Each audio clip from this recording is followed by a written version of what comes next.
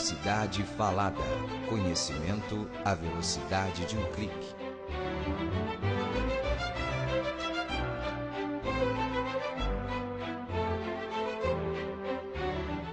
A Universidade Falada apresenta o audiolivro A Religião entre a Filosofia e a Ciência, de autoria de Bertrand Russell.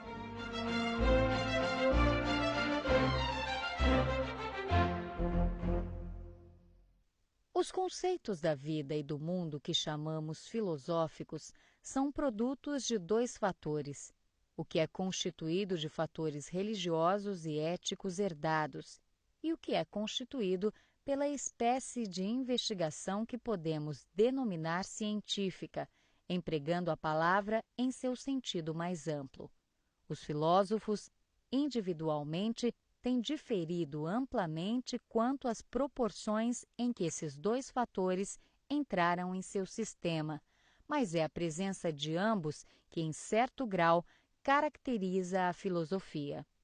Filosofia é uma palavra que tem sido empregada de várias maneiras, umas mais amplas, outras mais restritas. Pretendo empregá-la em seu sentido mais amplo, como procurarei explicar adiante. A filosofia, conforme entendo a palavra, é algo intermediário entre a teologia e a ciência. Como a teologia, a filosofia consiste de especulações sobre assuntos a que o conhecimento exato não conseguiu até agora chegar, mas, como ciência, apela mais à razão humana do que à autoridade, seja esta a da tradição ou a da revelação. Todo conhecimento definido, eu o afirmaria, pertence à ciência, e todo dogma quanto ao que ultrapassa o conhecimento definido pertence à teologia. Mas entre a teologia e a ciência existe uma terra de ninguém, exposta aos ataques de ambos os campos. Essa terra de ninguém é a filosofia. Quase todas as questões do máximo interesse para os espíritos especulativos são de tal índole que a ciência não as pode responder, e as respostas confiantes dos teólogos já não nos parecem tão convincentes como eram nos séculos passados. Acha-se o mundo dividido em espírito e matéria? E supondo-se que assim seja, que é espírito e que é matéria? Acha-se o espírito sujeito à matéria ou ele é dotado de forças independentes? Possui o universo alguma unidade ou propósito? Está ele evoluindo rumo a alguma finalidade? Existem realmente leis da natureza ou acreditamos nelas devido unicamente ao nosso amor inato pela ordem? É o homem o que lhe parece ser ao astrônomo, isto é, um minúsculo conjunto de carbonos e água a rastejar impotentemente sobre um pequeno planeta sem importância? Ou é ele o que parece ser a Hamlet? Acaso é ele, ao mesmo tempo, ambas as coisas? Existe uma maneira de viver que seja nobre e uma outra que seja baixa, ou todas as maneiras de viver são simplesmente inúteis? Se há um modo de vida nobre, em que consiste ele e de que maneira realizá-lo? Deve o bem ser eterno para merecer o valor que lhe atribuímos, ou vale a pena procurá-lo, mesmo que inexoravelmente o universo se mova para a morte? Existe a sabedoria, ou aquilo que nos parece tal não passa do último refinamento da loucura? Tais questões não encontram resposta no laboratório. As teologias têm pretendido dar respostas, todas elas demasiado concludentes, mas a sua própria segurança faz com que o espírito moderno as encare com suspeita. O estudo de tais questões, mesmo que não se resolva esses problemas, constitui o empenho da filosofia. Mas por que, então, poderíeis perguntar, perder tempo com problemas tão insolúveis? A isto, poder-se-ia responder como historiador ou como indivíduo que enfrenta o terror da solidão cósmica. A resposta do historiador, tanto quanto me é possível dá-la, aparecerá no decurso desta obra. Desde que o homem se tornou capaz de livre especulação, suas ações em muitos aspectos importantes têm dependido de teorias relativas ao mundo e à vida humana, relativas ao bem e ao mal. Isto é tão verdadeiro em nossos dias como em qualquer época anterior. Para compreender uma época ou uma nação, devemos compreender sua filosofia e, para que compreendamos sua filosofia, temos de ser, até certo ponto, filósofos. Há uma relação causal recíproca. As circunstâncias das vidas humanas contribuem muito para determinar a sua filosofia, mas, inversamente, sua filosofia contribui muito para determinar tais circunstâncias. Essa ação mútua através dos séculos será o tema das páginas seguintes. Há, todavia, uma resposta mais pessoal. A ciência diz-nos o que podemos saber, mas o que podemos saber é muito pouco, e se esquecemos quanto nos é impossível saber, tornamo-nos insensíveis a muitas coisas sumamente importantes. A incerteza na presença de grandes esperanças e receios é dolorosa, mas temos de suportá-la se quisermos viver sem o apoio de confortadores contos de fadas. Não devemos também esquecer as questões suscitadas pela filosofia ou persuadir-nos de que encontramos, para as mesmas, respostas indubitáveis. Ensinar a viver sem essa segurança e sem que se fique, não obstante, paralisado pela hesitação, é talvez a coisa principal que a filosofia em nossa época pode proporcionar àqueles que a estudam. A filosofia, ao contrário do que ocorreu com a teologia, surgiu na Grécia no século VI a.C. Depois de seguir o seu curso na antiguidade, foi de novo submersa pela teologia quando surgiu o cristianismo e o desmoronamento de Roma. Seu segundo período importante, do século XI ao século XIV, foi dominado pela Igreja Católica, com exceção de alguns poucos e grandes rebeldes, como, por exemplo, o imperador Frederico II, 1195 a 1250. Este período terminou com as perturbações que culminaram na Reforma. O terceiro período, desde o século XVII até hoje, é dominado mais do que os períodos que o precederam pela ciência. As crenças religiosas tradicionais mantêm sua importância, mas se sente a necessidade de que sejam justificadas, sendo modificadas sempre que a ciência torna imperativo tal passo. Poucos filósofos deste período são ortodoxos do ponto de vista católico, e o Estado secular adquire mais importância em suas especulações do que a Igreja. A coesão social e a liberdade individual, como a religião e a ciência, acham-se num estado de conflito ou difícil compromisso durante todo este período. Na Grécia, a coesão social era assegurada pela lealdade à polis, o próprio Aristóteles. Embora em sua época Alexandre estivesse tornando obsoleta a cidade-estado, não conseguia ver mérito algum em qualquer outro tipo de comunidade. Variava grandemente o grau em que a liberdade individual cedia ante seus deveres para com a cidade. Em Esparta, o indivíduo tinha tão pouca liberdade como na Alemanha ou na Rússia modernas. Em Atenas, apesar das perseguições ocasionais, os cidadãos desfrutaram em seu melhor período de extraordinária liberdade quanto às restrições impostas pelo Estado. O pensamento grego até Aristóteles é dominado por uma devoção religiosa e patriótica à cidade. Seus sistemas éticos são adaptados às vidas dos cidadãos e contêm grande elemento político.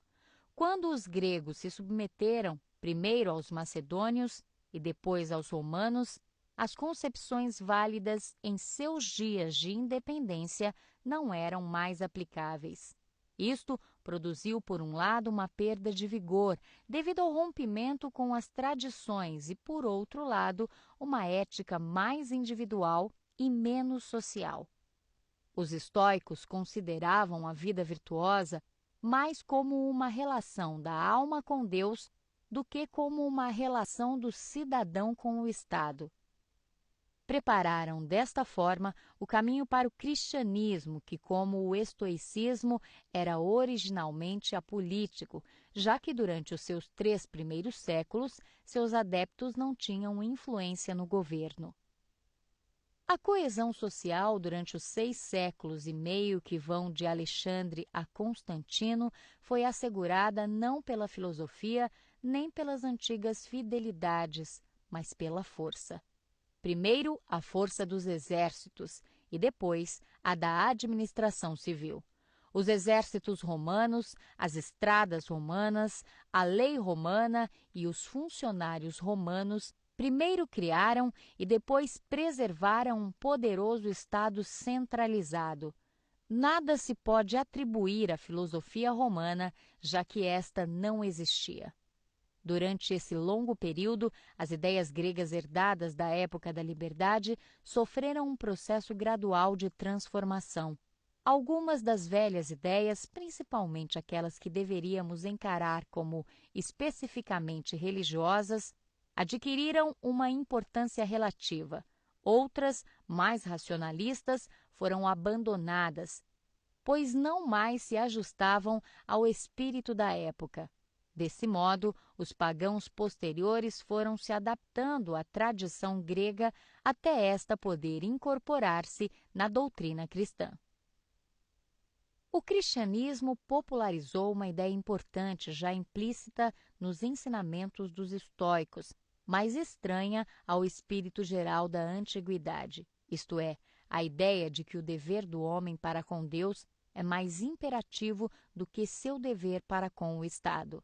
A opinião de que, abre aspas, devemos obedecer mais a Deus que ao homem, fecha aspas, como Sócrates e os apóstolos afirmavam, sobreviveu à conversão de Constantino, porque os primeiros cristãos eram arianos ou se sentiam inclinados para o arianismo.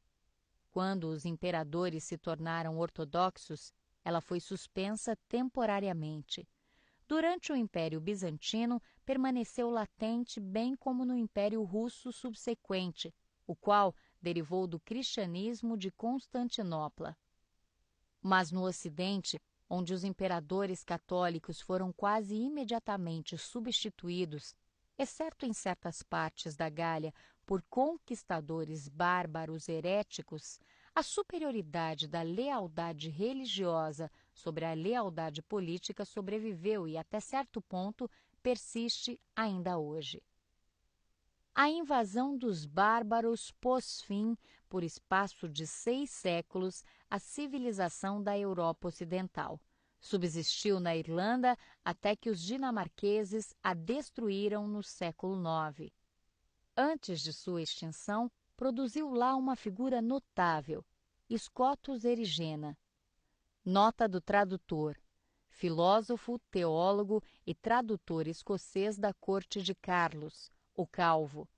Nascido no que é hoje a Irlanda, expoente máximo do renascimento carolíngio no século IX, que escolheu como tema principal de seus estudos as relações entre a filosofia grega e os princípios do cristianismo. No Império Oriental, a civilização grega sobreviveu em forma dissecada, como num museu, até a queda de Constantinopla em 1453. Mas nada que fosse de importância para o mundo saiu de Constantinopla, exceto uma tradição artística e os códigos de direito romano de Justiniano. Durante o período de obscuridade, desde o fim do século V até a metade do século XI, o mundo romano ocidental sofreu algumas transformações interessantes. O conflito entre o dever para com Deus e o dever para com o Estado introduzido pelo cristianismo, adquiriu o caráter de um conflito entre a Igreja e o rei.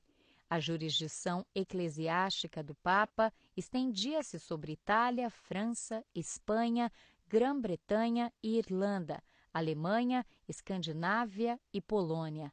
A princípio, fora da Itália e do sul da França, foi muito leve o seu controle sobre bispos e abades, mas desde o tempo de Gregório VII, fins do século XI, tornou-se real e efetivo.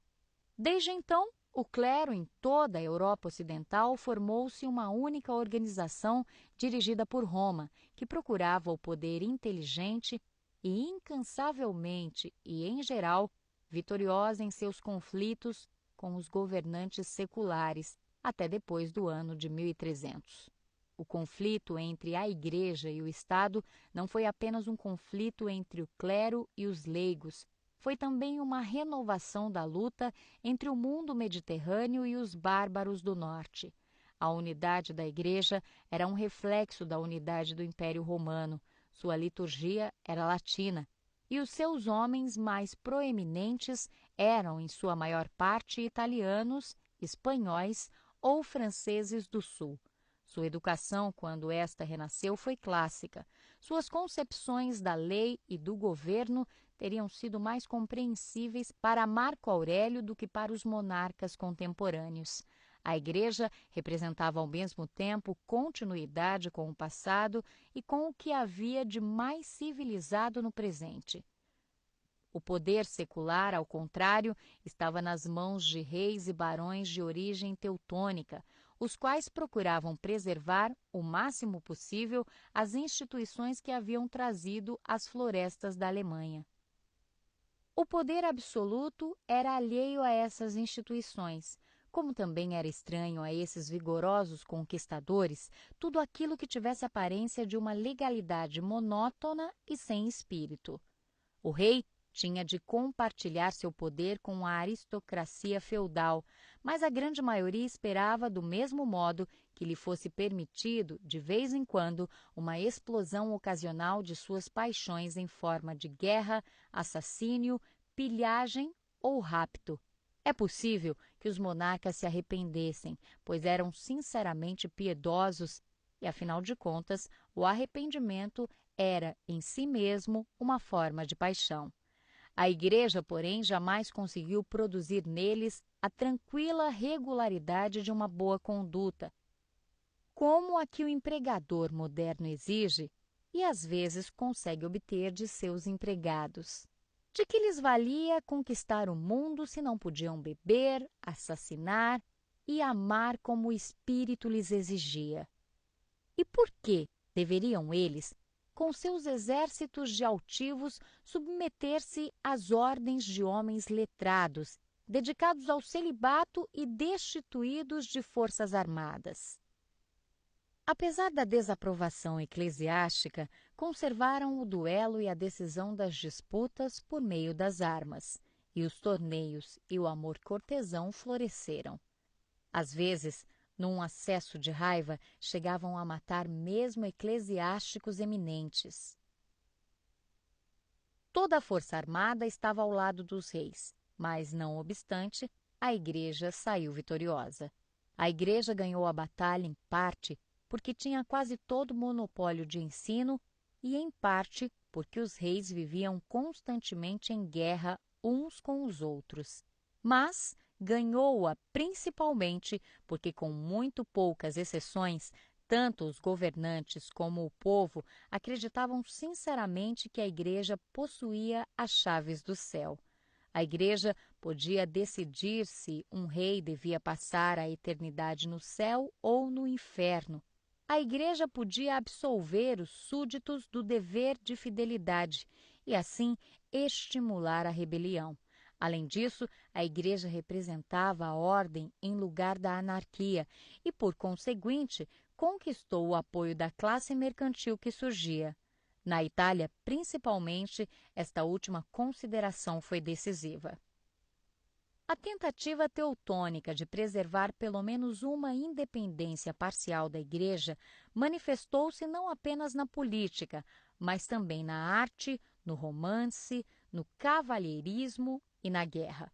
Manifestou-se muito pouco no mundo intelectual, pois o ensino se achava quase inteiramente nas mãos do clero. A filosofia explícita da Idade Média não é um espelho exato da época, mas apenas do pensamento de um grupo. Entre os eclesiásticos, porém, principalmente os frades franciscanos, havia alguns que, por várias razões, estavam em desacordo com o Papa. Na Itália, ademais, a cultura estendeu-se aos leigos alguns séculos antes de se estender até ao norte dos Alpes. Frederico II, que procurou fundar uma nova religião, representava o extremo da cultura antipapista. Tomás de Aquino, que nasceu no reino de Nápoles, onde o poder de Frederico era supremo, continua sendo, até hoje, o expoente clássico da filosofia papal. Dante, cerca de 50 anos mais tarde, conseguiu chegar a uma síntese, oferecendo a única exposição equilibrada de todo o mundo ideológico medieval. Depois de Dante, tanto por motivos políticos como intelectuais, a síntese filosófica medieval se desmoronou. Teve ela, enquanto durou, uma quantidade de ordem e perfeição de miniatura. Qualquer ocupação do sistema era colocado com precisão em relação com o que constituía o seu cosmo bastante limitado. Mas o grande cisma, o movimento dos concílios e o papado da Renascença produziram a Reforma, que destruiu a unidade do cristianismo e a teoria escolástica de governo que girava em torno do Papa. No período da Renascença, o novo conhecimento, tanto da antiguidade como da superfície da Terra, fez com que os homens se cansassem de sistemas que passaram a ser considerados como prisões mentais. A astronomia de Copérnico atribuiu à Terra e ao homem uma posição mais humilde do que aquela que haviam desfrutado na teoria de Ptolomeu. O prazer pelos fatos recentes tomou o lugar entre os homens inteligentes do prazer de raciocinar, analisar e construir sistemas. Embora a renascença na arte conserve ainda uma determinada ordem, prefere, quanto ao que diz respeito ao pensamento, uma ampla e fecunda desordem. Neste sentido, Montaigne é o mais típico expoente da época.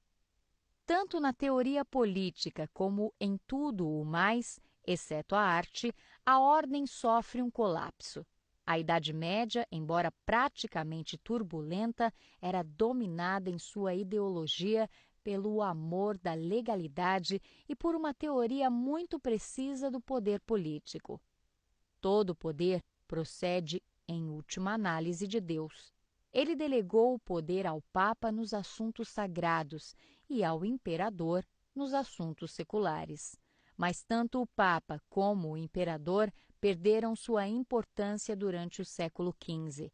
O Papa tornou-se simplesmente um dos príncipes italianos empenhado no jogo incrivelmente complicado e inescrupuloso do poder político na Itália. As novas monarquias nacionais na França, Espanha e Inglaterra tinham em seus próprios territórios um poder no qual nem o Papa nem o imperador podiam interferir. O Estado Nacional, devido em grande parte à pólvora, adquiriu uma influência sobre o pensamento e o modo de sentir dos homens como jamais exercera antes. Influência essa que progressivamente destruiu o que restava da crença romana quanto à unidade da civilização. Essa desordem política encontrou sua expressão no livro O Príncipe de Maquiavel. Na ausência de qualquer princípio diretivo, a política se transformou em áspera luta pelo poder. Este livro dá conselhos astutos quanto à maneira de se participar com êxito desse jogo. O que já havia acontecido na Idade de Ouro da Grécia ocorreu de novo na Itália renascentista. Os freios morais tradicionais desapareceram, pois eram considerados como coisa ligada à superstição. A libertação dos grilhões tornou os indivíduos enérgicos e criadores, produzindo um raro florescimento do gênio. Mas a anarquia e a traição resultantes inevitavelmente da decadência da moral tornaram os italianos coletivamente impotentes e caíram, como os gregos, sob o domínio de nações menos civilizadas do que eles, mas não tão destituídas de coesão social. Todavia, o resultado foi menos desastroso do que no caso da Grécia, pois as nações que tinham acabado de chegar ao poder, com exceção da Espanha, se mostravam capazes de tão grandes realizações como havia sido a Itália. Do século XVI em diante, a história do pensamento europeu é dominada pela Reforma. Reforma foi um movimento complexo, multiforme, e seu êxito se deve a numerosas causas. De um modo geral, foi uma revolta das nações do norte contra o renovado domínio de Roma. A religião fora a força que subjugara o norte, mas a religião na Itália decaíra.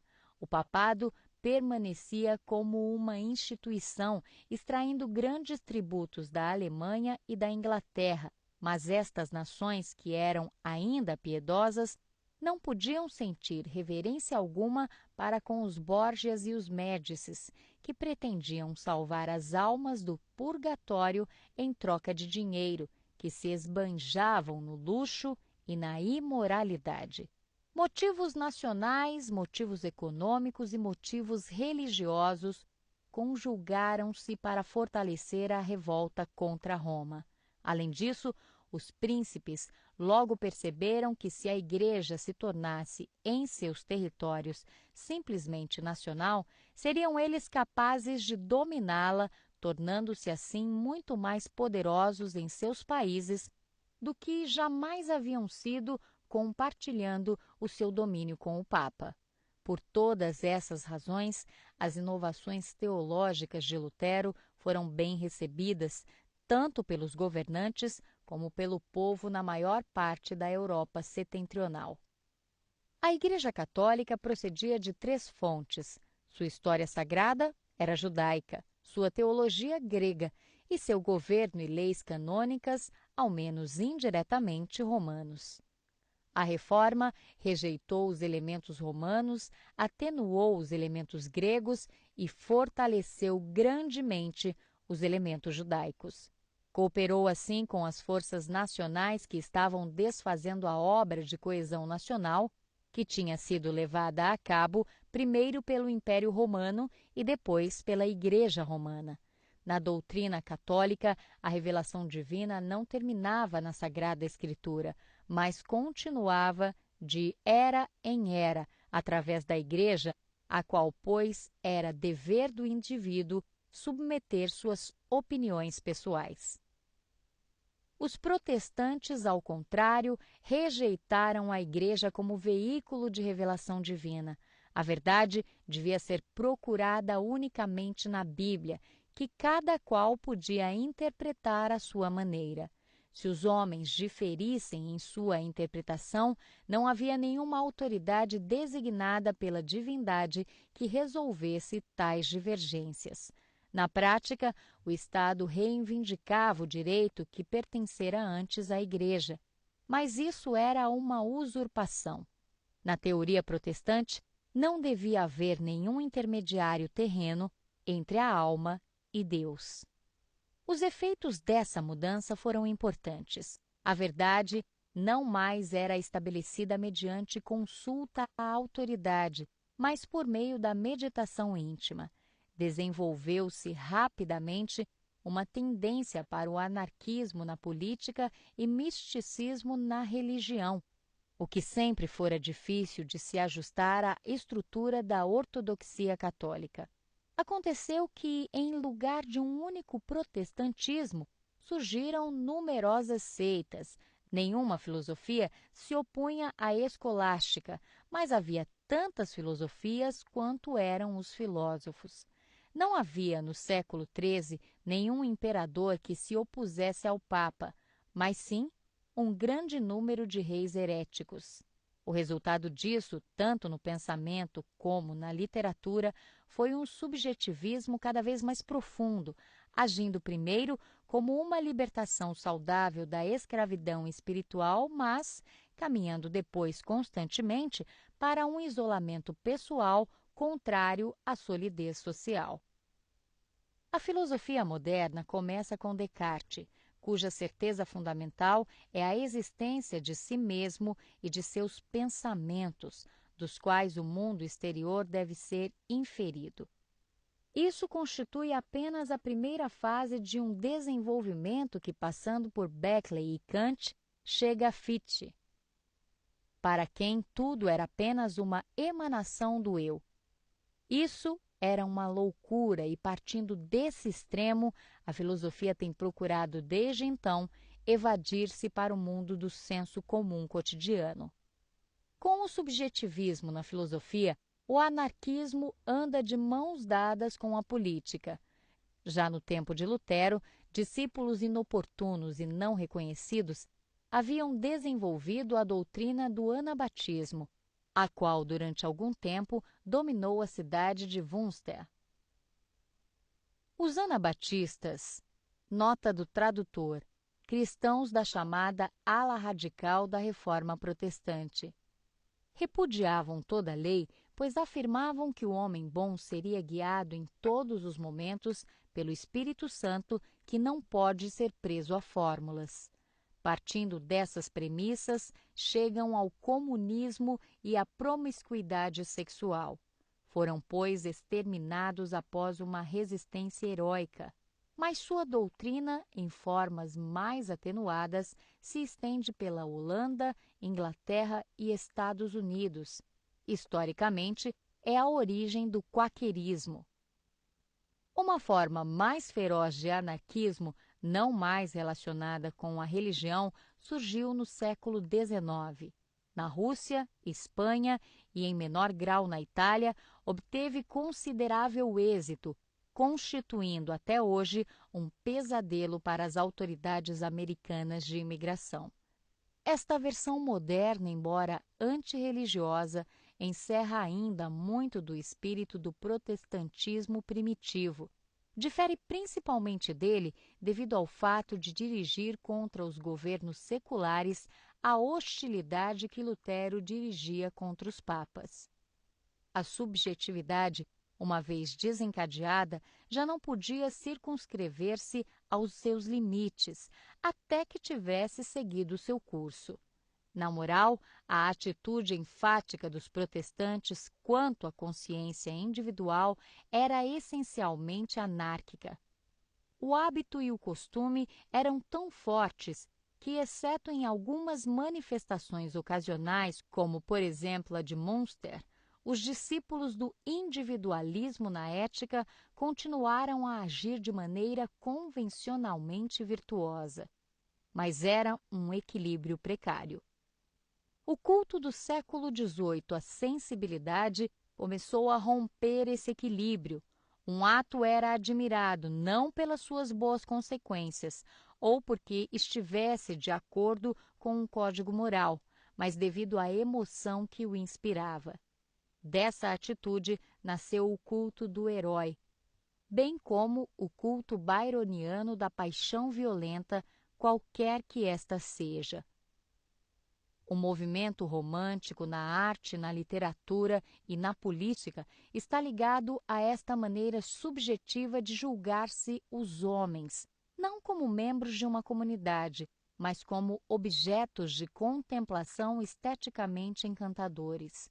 Os tigres são mais belos do que as ovelhas, mas preferimos que estejam atrás das grades.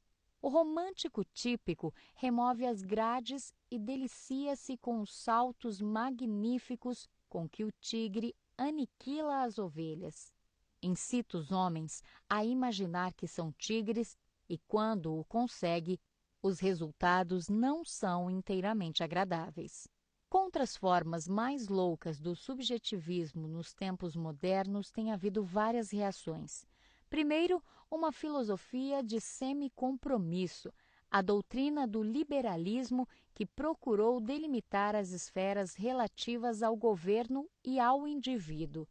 Isso começa, em sua forma moderna, com Locke, que é tão contrário ao entusiasmo, o individualismo dos anabatistas como a autoridade absoluta e a cega subserviência à tradição. Uma rebelião mais extensa conduz à doutrina do culto do Estado, que atribui ao Estado a posição que o catolicismo atribuía à Igreja, ou mesmo às vezes a Deus.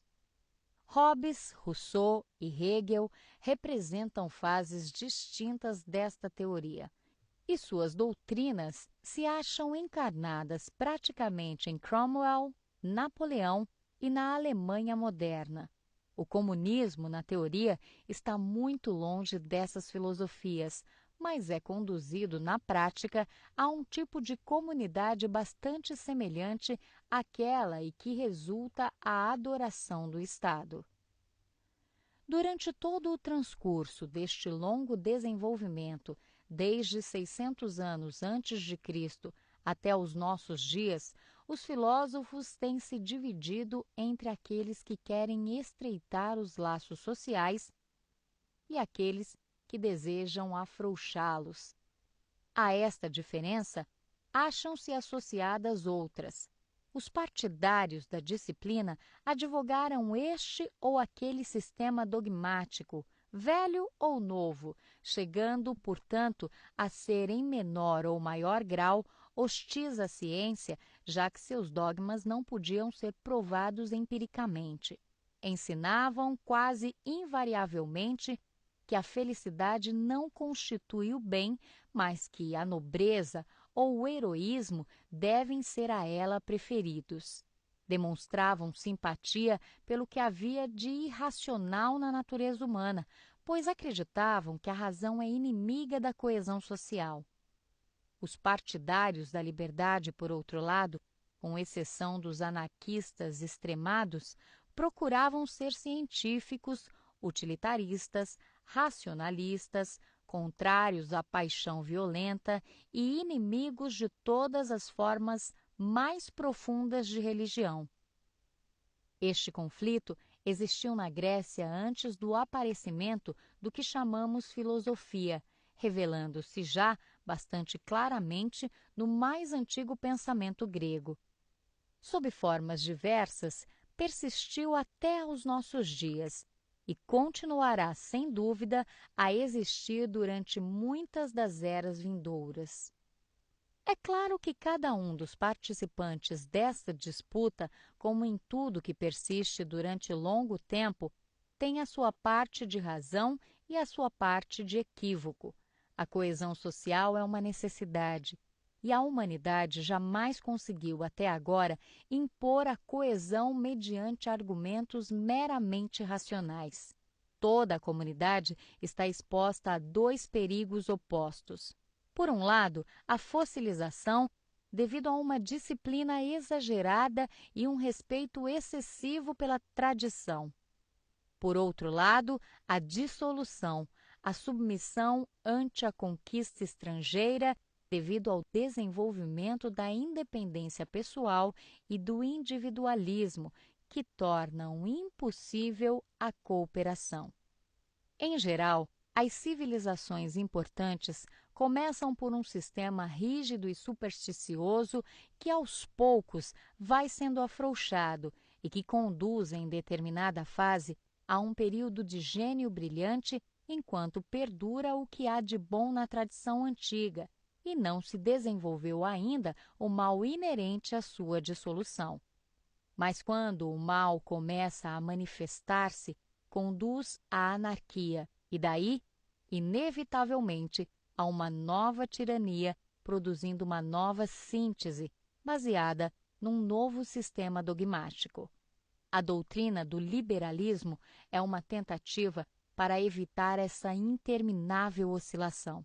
A essência do liberalismo é uma tentativa no sentido de assegurar uma ordem social que não se baseie no dogma irracional e assegurar uma estabilidade sem acarretar mais restrições do que as necessárias à preservação da comunidade. Se esta tentativa pode ser bem-sucedida, somente o futuro poderá demonstrá-lo. A Universidade Falada agradece a sua preferência. Nossa missão é levar conhecimento e informação de qualidade para você. Visite o portal www.universidadefalada.com.br. Centenas de audiolivros para download. Conheça a seguir alguns outros títulos da Universidade Falada. Platão, Vida e Obra.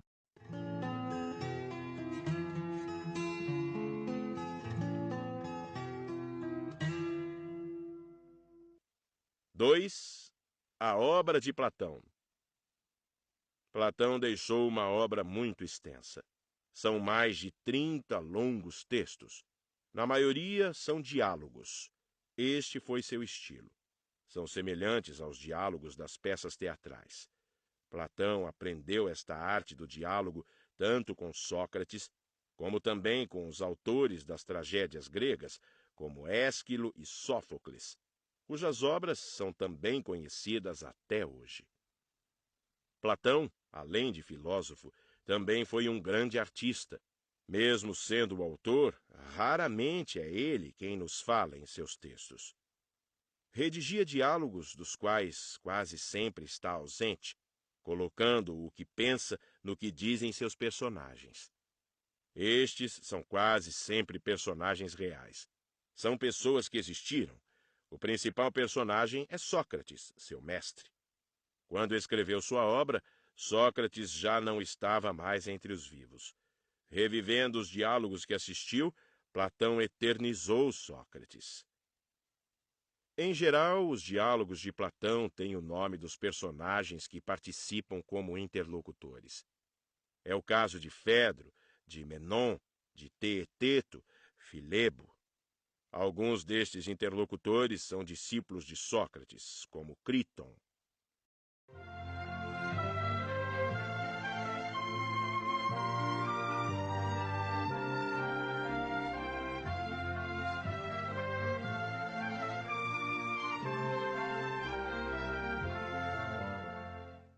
Teoria dos jogos aplicada aos relacionamentos. Jogo do ultimato. Imagine que eu aborde você com a seguinte proposta. Meu caro, eu tenho aqui R$100 que poderão ser seus, se você convencer seu vizinho a aceitar como vocês dividirão o dinheiro. Se ele topar sua proposta de divisão, o dinheiro é de vocês. Mas se ele não concordar, você não recebe nada. Ah, detalhe, você só pode fazer uma única proposta para o seu vizinho. Trata-se de um ultimato. E não há como renegociar depois da resposta dele. Se seu vizinho for absolutamente racional, ele deverá aceitar qualquer proposta diferente de zero. Como ele está sem nada, se ele ganhar R$1, já estará melhor que antes. Portanto, você poderia propor uma divisão dos R$100 com R$99 para você e R$1 para ele, que ele deveria aceitar.